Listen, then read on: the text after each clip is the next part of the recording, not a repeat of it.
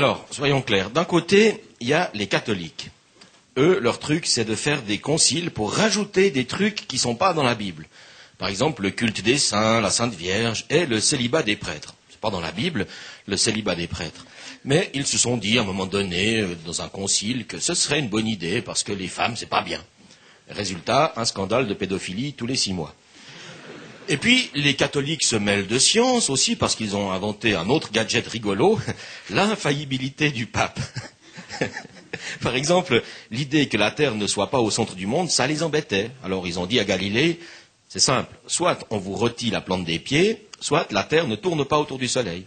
Bon, sur ce coup-là, le Vatican a admis s'être trompé en 1992. Ça a pris 359 ans, ça va. Alors, de l'autre côté, il y a les protestants évangéliques. Alors, eux, c'est l'inverse. Ils ne rajoutent rien à la Bible. La Bible, pour eux, c'est le seul bouquin valable.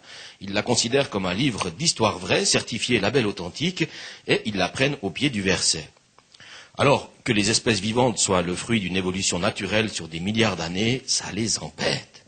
Pire, de savoir que l'homme n'était pas là depuis le tout début et qu'il dérive d'un ancêtre commun avec son cousin le chimpanzé, là, ça va pas du tout. La Bible, elle dit pas ça. Alors du coup, ils disent que Darwin s'est trompé et qu'à l'école, il faut enseigner l'autre théorie, celle des créationnistes.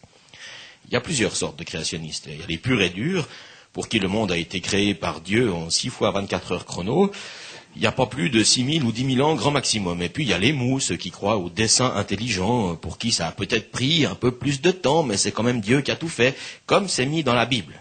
Et pour tous ces gens-là, l'homme n'est pas un primate et il n'a rien à voir avec le singe. Si on leur prouve le contraire, par exemple en montrant que l'ADN d'un homme et l'ADN d'un chimpanzé sont identiques à plus de 98%, ils disent que la science c'est de la gnognotte, parce que c'est juste une science faite par les hommes, tandis que la Bible c'est la vérité, point barre.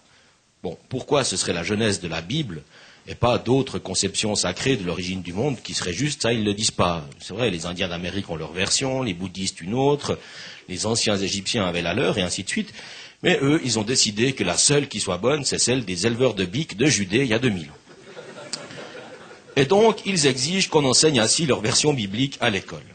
Alors, on leur démontre que les concrétions calcaires qui recouvrent les peintures dans les grottes, par exemple, ont mis 30 000 ans à se former. Non, c'est la science qui se trompe. La Terre a 10 000 ans, pas plus. La dérive des continents n'a pas pu se faire en 10 000 ans. Non, c'est la science qui se trompe. Les fossiles permettent de suivre l'évolution de la vie sur des milliards d'années. Mais non, la science se trompe et tout a été créé en même temps. Il faut enseigner la version biblique. Et allez donc, on apprend aux enfants que les poissons vivent dans l'eau. La science se trompe. L'eau, ça fait crever les poissons et les écrevisses et le plancton. La Bible dit que tous les animaux sont morts dans le déluge. Noé n'aurait jamais pu caser toutes les espèces vivantes dans un bateau de 150 mètres de long. Non, la science se trompe. Comment il a fait d'ailleurs au fait, Noé, pour les acariens ou les protozoaires trouver un mâle et un femelle de chaque, pas facile.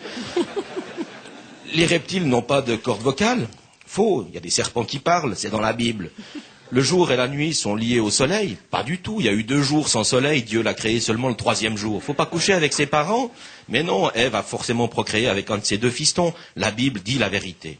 Bon, des fois c'est compliqué parce que les évangiles de Matthieu et Luc disent que Jésus est né sous le roi Hérode, qui est mort en 4 avant Jésus-Christ. Ça on le sait. Mais Luc dit aussi que c'était l'année du recensement ordonné par l'empereur Auguste. Et lui, il a eu lieu en 6 après Jésus-Christ. Donc il y en a forcément un truc faux dans la Bible. Mais non, c'est pas possible, puisque la Bible dit la vérité, un point, c'est tout. Et puis, si tous les hommes descendent d'Adam et Ève, et qu'ils ont aujourd'hui des types, des couleurs et des groupes sanguins différents, ben, c'est qu'ils ont évolué. Ah mais non, l'évolution, ça n'existe pas. Zut alors. Bon, arrêtez vos conneries. La Bible est un recueil de textes anciens, sacrés pour certains, et ceux-là peuvent y puiser des valeurs et une dimension spirituelle, c'est leur droit. La religion sert à ça. Mais ça doit se pratiquer entre adultes consentants. Laissez les gamins tranquilles et ne vous mêlez pas d'expliquer le monde à tout le monde, encore moins pour imposer vos âneries obscurantistes dans les programmes scolaires.